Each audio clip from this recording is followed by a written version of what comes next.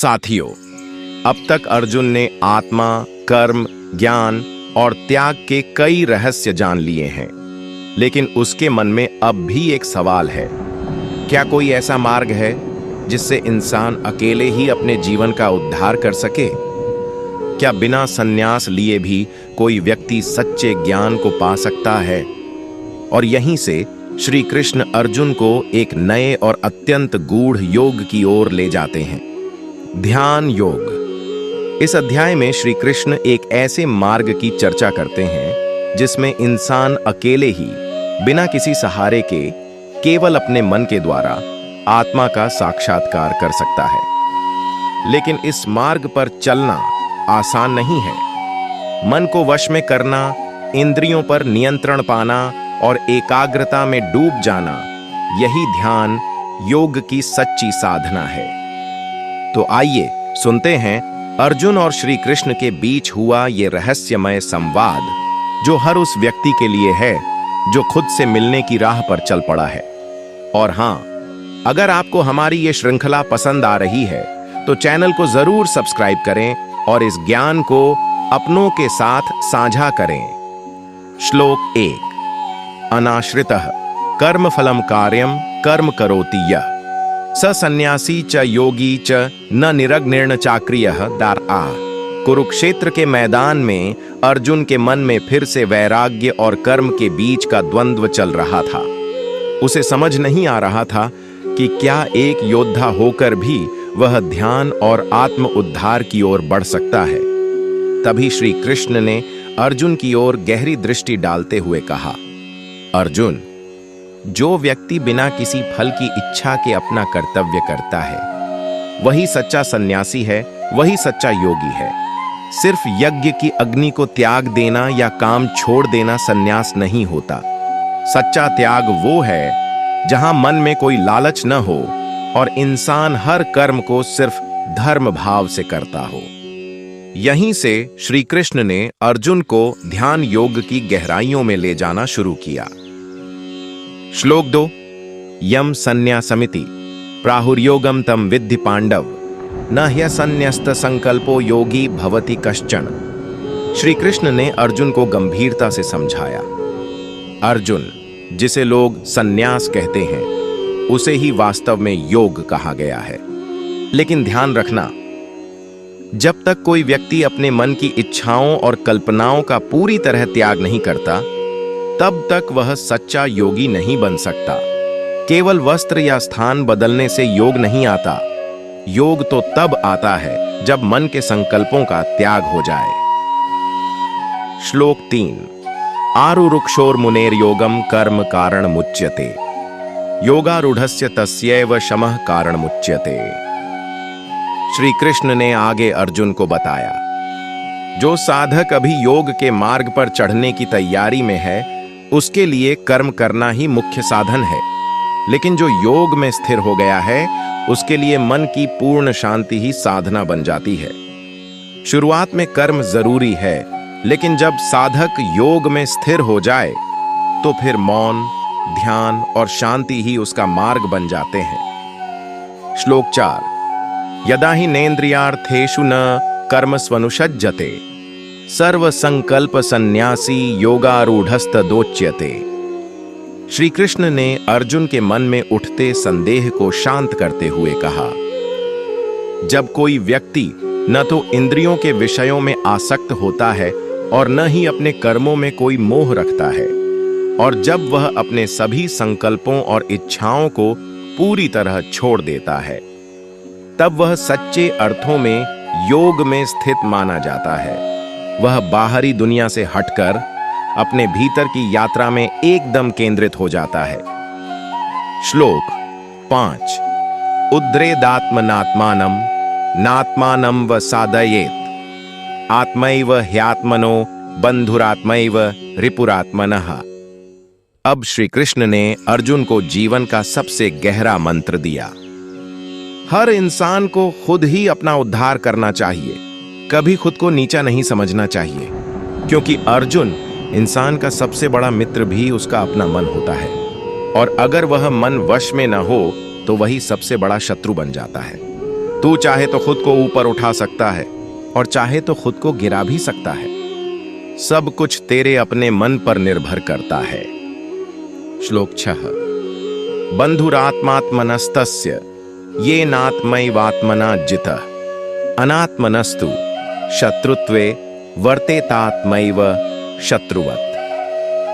श्री कृष्ण ने अर्जुन की आंखों में देखकर कहा, जिसने अपने मन को जीत लिया है उसके लिए वही मन सबसे बड़ा मित्र बन जाता है, लेकिन जो अपने मन को वश में नहीं कर पाता उसके लिए वही मन सबसे बड़ा शत्रु बन जाता है। अर्जुन, सारा खेल मन का है। या तो वो तुझे ऊपर उठाएगा या तेरे जीवन को नीचे खींच ले जाएगा। श्लोक 7। जितात्मनः प्रशांतस्य परमात्मा समाहितः शीतोष्ण सुख दुखेषु तथा मानापमानयो। श्री कृष्ण ने आगे कहा, जिस व्यक्ति ने अपने मन को जीत लिया है वह भीतर से शांत हो जाता है, उसका चित्त परमात्मा में स्थिर हो जाता है।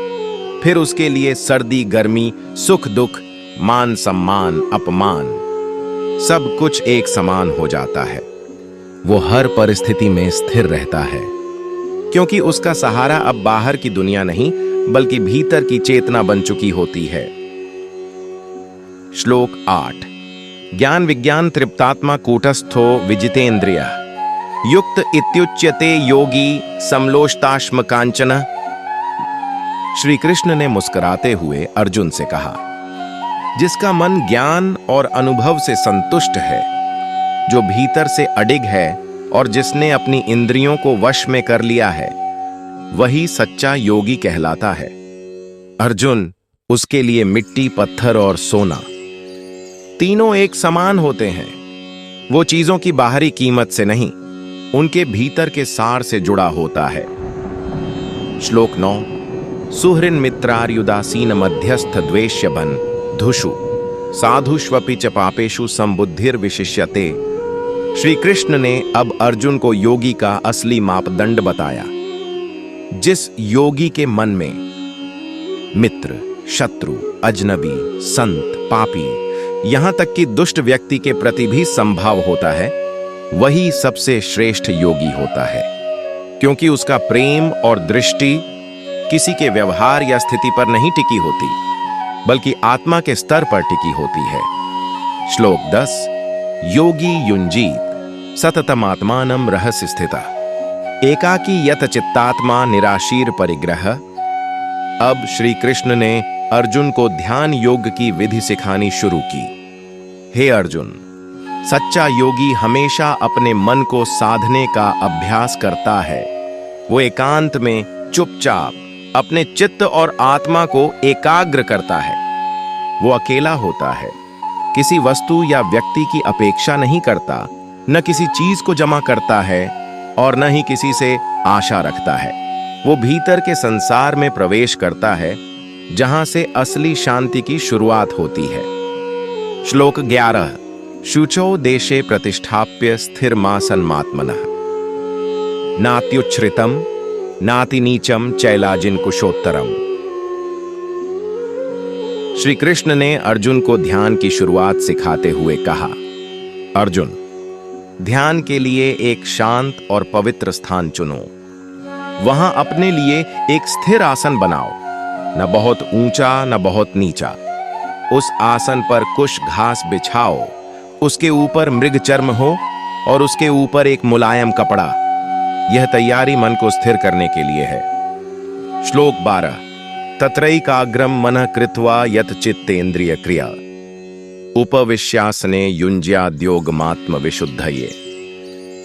फिर श्री कृष्ण बोले, उस आसन पर बैठकर अपने मन को एकाग्र करो, इंद्रियों और चित्त को नियंत्रित करो और फिर ध्यान योग का अभ्यास करो अपनी आत्मा की शुद्धि के लिए। यह साधना शरीर के लिए नहीं बल्कि आत्मा को परमात्मा से जोड़ने के लिए होती है। श्लोक 13। समम काय शिरोग्रीवम धारयन्नचलम स्थिरः संप्रेक्ष्य नासिकाग्रम स्वम दिशश्चाणवलोकयन्। अब श्री कृष्ण ध्यान की मुद्रा समझाते हैं। ध्यान करते समय अपने शरीर, गर्दन और सिर को सीधा रखो, बिल्कुल स्थिर। अपनी दृष्टि नाक के अगले भाग पर केंद्रित रखो और चारों दिशाओं में देखने की कोई आवश्यकता नहीं। पूरा ध्यान केवल भीतर की ओर होना चाहिए। श्लोक 14।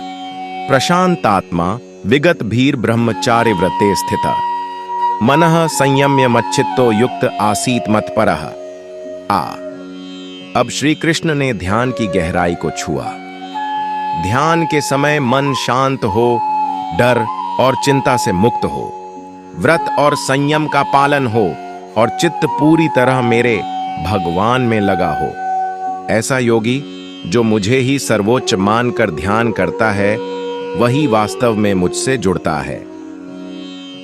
श्लोक 15। युञ्जन्नेवं सदात्मानं योगी नियतमानसः शांतिम निर्वाण परमाम मत संस्थाम अधिगच्छति। श्री कृष्ण ने अर्जुन को ध्यान का फल बताया। जब योगी इस प्रकार निरंतर अभ्यास करता है और अपने मन को संयमित करके मुझ में ही स्थित हो जाता है, तो वह परम शांति को प्राप्त करता है। वह निर्वाण को पाता है, यानी जन्म मरण के बंधन से मुक्त होकर मेरे परम धाम को प्राप्त करता है। श्लोक 16। नात्यश्नतस्तु योगोस्ति न चैकान्तमनश्नतः न चाति स्वप्नशीलस्य जाग्रतो नैव चार्जुन। अब श्री कृष्ण ने संतुलन की सीख दी। हे अर्जुन, ध्यान योग न तो बहुत खाने वाले को सिद्ध होता है, न ही उसे जो बिल्कुल नहीं खाता, न ही उसे जो बहुत सोता है, और न ही उसे जो बिल्कुल ही जागता रहता है। योग का मार्ग संतुलन का है, अति किसी भी चीज में नहीं होनी चाहिए। श्लोक 17। युक्ताहार विहारस्य युक्त चेष्टस्य कर्मसु युक्त स्वप्नावबोधस्य योगो भवति दुःखा। श्री कृष्ण बोले, जिसका खान पान, चलना फिरना, काम करना और सोना जागना सब कुछ संतुलित है, ऐसे व्यक्ति के लिए ध्यान योग दुखों को मिटाने वाला बनता है। संतुलन ही योग का पहला नियम है। श्लोक 18। यदा विनियतम चित्तमात्मन्येवावतिष्ठते निःस्पृह सर्वकामेभ्यो युक्त इत्युच्यते तदा।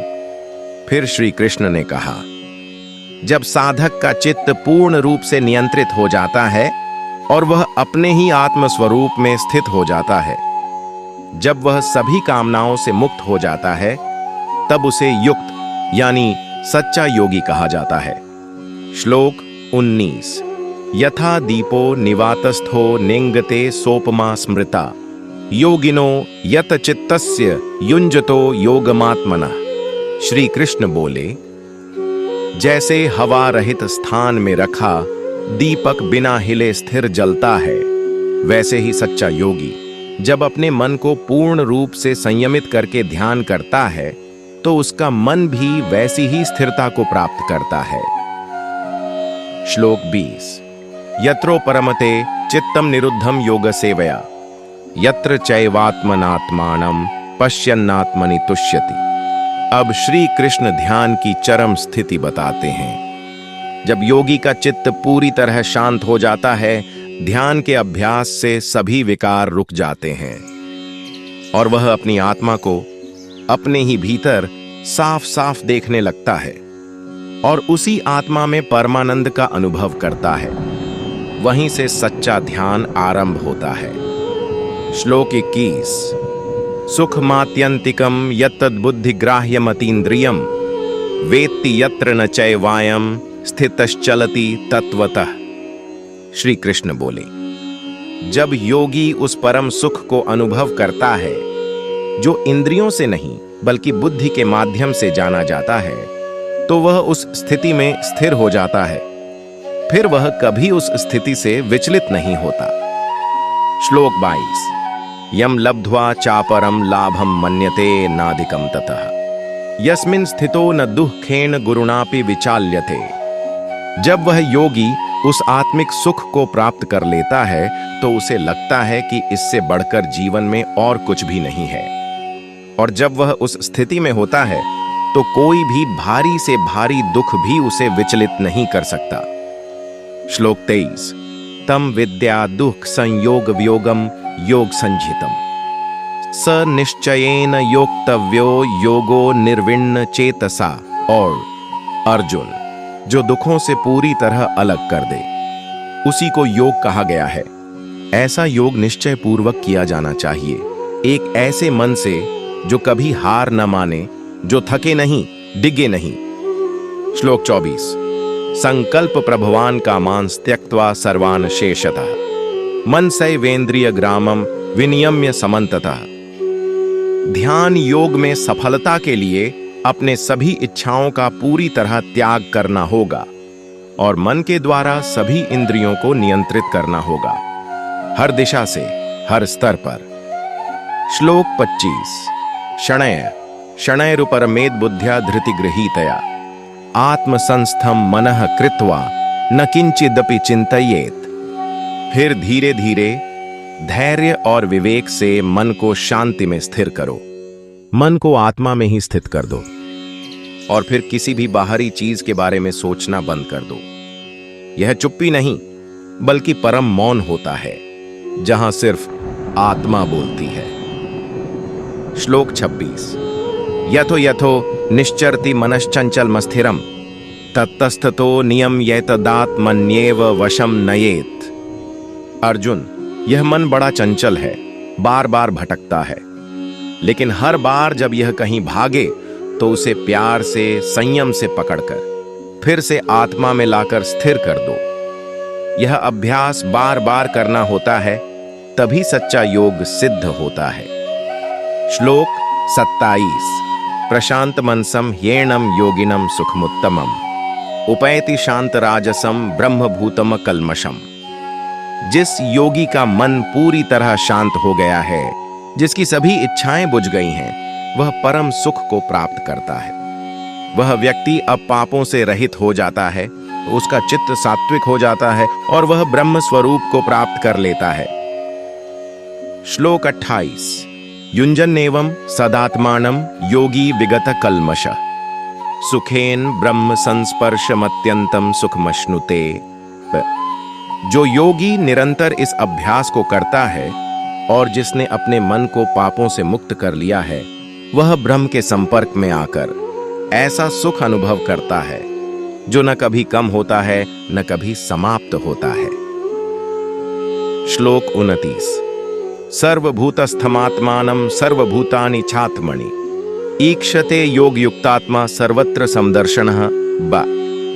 सच्चा योगी हर जीव में अपनी आत्मा को देखता है और अपनी आत्मा में सारे जीवों को। उसकी दृष्टि एक समान हो जाती है, वह हर जगह एक ही परमात्मा को देखता है, उसे भेदभाव मिट जाता है। श्लोक 30। यो मां पश्यति सर्वत्र सर्वं च मयि पश्यति तस्याहम न प्रणश्यामि सच में न प्रणश्यति। श्री कृष्ण ने अंत में अर्जुन से कहा, जो मुझे हर जगह देखता है और हर वस्तु को मुझ में देखता है, वह मुझसे कभी नहीं बिछड़ता और मैं भी उससे कभी दूर नहीं होता। हम एक हो जाते हैं, अलगाव की कोई जगह नहीं बचती। श्लोक 31। सर्वभूत स्थितम यो मां भजत्येकत्वमास्थितः सर्वथा वर्तमानोपि स योगी मयि वर्तते। श्री कृष्ण ने कहा, जो योगी हर जीव में मुझे देखता है और एकत्व का भाव बनाए रखता है, वो चाहे जैसी भी परिस्थिति में हो, वह वास्तव में मुझ में ही स्थित रहता है। ऐसा योगी फिर कभी अकेला नहीं होता, क्योंकि उसके भीतर और बाहर हर जगह उसे भगवान दिखते हैं। श्लोक 32। आत्मौपम्येन सर्वत्र समम पश्यति योर्जुन सुखम वा यदि वा दुखम स योगी परमो मतः। हे अर्जुन, जो योगी हर प्राणी को अपने जैसा देखता है, चाहे वो सुख में हो या दुख में, जो हर किसी के लिए वही भाव रखता है जो वो खुद के लिए चाहता है, वही योगी मेरे अनुसार सबसे श्रेष्ठ होता है। वो किसी को नीचा ऊंचा नहीं समझता, सबको एक ही नजर से देखता है। श्लोक 33। अर्जुन उवाच योऽयं योगस्त्वया प्रोक्तः साम्येन मधुसूदन एतस्याहं न पश्यामि चंचलत्वात् स्थितिं स्थिराम आ। अर्जुन ने कहा, हे मधुसूदन, आपने जो संभाव वाला योग बताया है वो सुनने में तो बहुत अच्छा लगता है, लेकिन मुझे इसमें स्थिरता दिखाई नहीं देती, क्योंकि मेरा मन बड़ा चंचल है, कहीं टिकता ही नहीं। श्लोक 34। चंचलम हि मनः कृष्ण प्रमाथि बलवद दृढ़म तस्याहम निग्रहम मन्ये वायोरिव सुदुष्करम। हे कृष्ण, ये मन तो बड़ा चंचल है, बलवान है और हठी भी है। इसे वश में करना मुझे उतना ही कठिन लगता है जितना कि हवा को हाथ से पकड़ना। मैं कितनी भी कोशिश करूं, मन बार बार भटक ही जाता है। श्लोक 35। श्री भगवान उवाच असंशयम महाबाहो मनो दुर्निग्रहम चलम अभ्यासेन तु कौन्तेय वैराग्येण च गृह्यते। कय भगवान श्री कृष्ण ने कहा, हे महाबाहो अर्जुन, तुम जो कह रहे हो वह बिल्कुल सही है। मन को वश में करना वाकई कठिन है, लेकिन अर्जुन, अभ्यास और वैराग्य से इसे धीरे धीरे काबू में लाया जा सकता है। जिसे बार बार साधा जाए वो मन भी एक दिन शांत हो ही जाता है। श्लोक 36। असंयतात्मना योगो दुष्प्राप इति मे मति वश्यात्मना तु यतता शक्यो वाप्तुमुपायतः। जिसका मन संयम में नहीं है, जिसका चित्त इधर उधर भागता है, वो योग को प्राप्त नहीं कर सकता। लेकिन जो मन को वश में कर चुका है और पूरी लगन से प्रयास करता है, वह इस योग को जरूर प्राप्त करता है। मेरी दृष्टि में ऐसा साधक सफल होता ही है। श्लोक 37। अर्जुन उवाच अयति श्रद्धयोपेतो योगाच्चलित मानस अप्राप्य योग संसिद्धिम काम गतिं कृष्ण गच्छति। अब अर्जुन ने एक नया सवाल किया, हे कृष्ण, अगर कोई साधक श्रद्धा के साथ योग का अभ्यास करता है, लेकिन उसका मन बीच में भटक जाता है और वह सिद्धि तक नहीं पहुंच पाता, तो उसका क्या होगा? क्या वह बीच रास्ते में ही खो जाता है? श्लोक 38। कच्चिन्नो भय विभ्रष्टश्चिन्ना भ्रमिव नश्यति अप्रतिष्ठो महाबाहो विमूढ़ो ब्रह्मणः पथि। हे महाबाहो, क्या वह ऐसा नहीं हो जाएगा जैसे कोई बादल हवा में फट जाए और गायब हो जाए, न इस लोक में टिके न उस लोक में? क्या ऐसा साधक ब्रह्म के मार्ग में भटककर नष्ट हो जाता है? श्लोक 39। एतन में संशयम कृष्ण छेत्तुमर्हस्य शेषतः त्वदन्यः संशयस्यास्य छेत्ता न ह्युपपद्यते। आई, हे कृष्ण, कृपया मेरे इस गहरे संदेह को पूरी तरह दूर कर दीजिए। आपके अलावा इस प्रश्न का समाधान कोई और नहीं कर सकता। आप ही बताइए, क्या ऐसा साधक फिर से उठ सकता है? श्लोक 40। श्री भगवान उवाच पार्थ नैवेह नामुत्र विनाशस्तस्य विद्यते न ही कल्याणकृत कश्चित दुर्गतिं तात गच्छति। श्री कृष्ण ने मुस्कुराकर अर्जुन से कहा, हे पार्थ, ऐसा साधक कभी नष्ट नहीं होता, न इस लोक में न परलोक में। जो ईमानदारी से अच्छे कर्म करता है, श्रद्धा से भक्ति करता है, वह कभी बर्बाद नहीं होता, उसकी कोशिश व्यर्थ नहीं जाती। भगवान उसे फिर से मार्ग दिखाते हैं। श्लोक 41। प्राप्य पुण्यकृता लोकानुषित्वा शाश्वती समा शुचीनाम श्रीमताम गेहे योग भ्रष्टो भिजायते। दी। श्री कृष्ण बोले, जो योगी अपने लक्ष्य तक नहीं पहुंच पाता लेकिन श्रद्धा और सच्चाई से योग करता है, वह मरने के बाद पुण्य लोकों को प्राप्त करता है। वहां लंबे समय तक सुख भोगता है और फिर दोबारा जन्म लेता है। किसी पवित्र और संपन्न परिवार में भगवान उसे फिर एक शुभ शुरुआत देते हैं। श्लोक 42। अथवा योगिनामेव कुले भवति धीमताम एतद्धि दुर्लभतरम लोके जन्म यदि दृशम। या फिर वह योगियों के ही घर जन्म लेता है, जहां परिवार में पहले से अध्यात्म का माहौल होता है और जीवन का उद्देश्य सिर्फ भोग नहीं बल्कि मोक्ष होता है। ऐसा जन्म बहुत ही दुर्लभ होता है। भगवान ये मौका उसी को देते हैं जो पिछले जन्म में बहुत आगे बढ़ चुका हो। श्लोक 43। तत्र तम बुद्धि संयोगम लभते पौर्वदेहिकम यतते च ततो भूयः संसिद्धौ कुरुनंदन। ऐड। वह बालक बचपन से ही साधना और आत्मज्ञान की ओर खींचने लगता है। उसे दुनियावी चीजों में ज्यादा रस नहीं आता। ये उसके पिछले जन्म की साधना होती है जो फिर से जगती है। वह बचपन से ही ध्यान, सेवा, त्याग और योग की तरफ आकर्षित होता है, जैसे आत्मा को पहले से दिशा मालूम हो। जी। श्लोक 44। पूर्वाभ्यासेन तेनैव ह्रियते ह्यवशोऽपि सः जिज्ञासुरपि योगस्य शब्द ब्रह्माति वर्तते। वह अपने पिछले अभ्यास के बल पर इस जन्म में भी बिना किसी प्रयास के योग की ओर खींचता है। भले ही वह दुनिया में रहता हो, पर उसका मन संसार में नहीं अटका होता। वह ज्ञान की खोज करता है और वेदों व शब्दों के पार जाकर प्रत्यक्ष अनुभव चाहता है। श्लोक 45। प्रयत्नाद्यतमानस्तु योगी संशुद्ध किल्बिष अनेक जन्म संसिद्धस्ततो याति पराम गतिम। जब वह योगी लगातार प्रयास करता है तो उसके पाप धीरे धीरे समाप्त हो जाते हैं। कई जन्मों की साधना के बाद वह अंततः पूर्ण सिद्धि को प्राप्त करता है। परम शांति, परम लक्ष्य, मोक्ष। वह जन्म मरण के चक्र से मुक्त हो जाता है। श्लोक 46।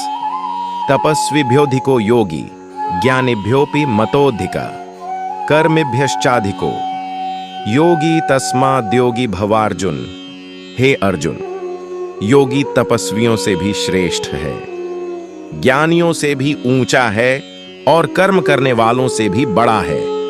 इसलिए हे अर्जुन, तू योगी बन, क्योंकि योग से ही सच्चा आत्म साक्षात्कार होता है। श्लोक 47। योगिनांपि सर्वेषां मद्गतेनांतरात्मना श्रद्धावान भजते यो माम समे युक्ततमो मतः। और उन सभी योगियों में भी जो अपने अंतकरण से मुझ में लीन रहता है, जो पूरी श्रद्धा से मेरी भक्ति करता है, मैं उसे सबसे श्रेष्ठ योगी मानता हूं, क्योंकि उसका मन, शरीर, आत्मा सब कुछ मुझ में समर्पित होता है। तो साथियों, ध्यान योग सिर्फ आंख बंद करके बैठना नहीं है। ये मन को जीतने की साधना है। हर जीव में भगवान को देखने की कला है और पूरे चित्त से श्री कृष्ण में लीन होने की प्रक्रिया है। अगर ये ज्ञान आपके हृदय तक पहुंचा हो तो इसे दूसरों से जरूर बांटिए और चैनल को सब्सक्राइब करना ना भूलिए, क्योंकि अगले अध्याय में श्री कृष्ण बताने वाले हैं भगवान को वास्तव में कैसे जाना जाए। जय श्री कृष्ण।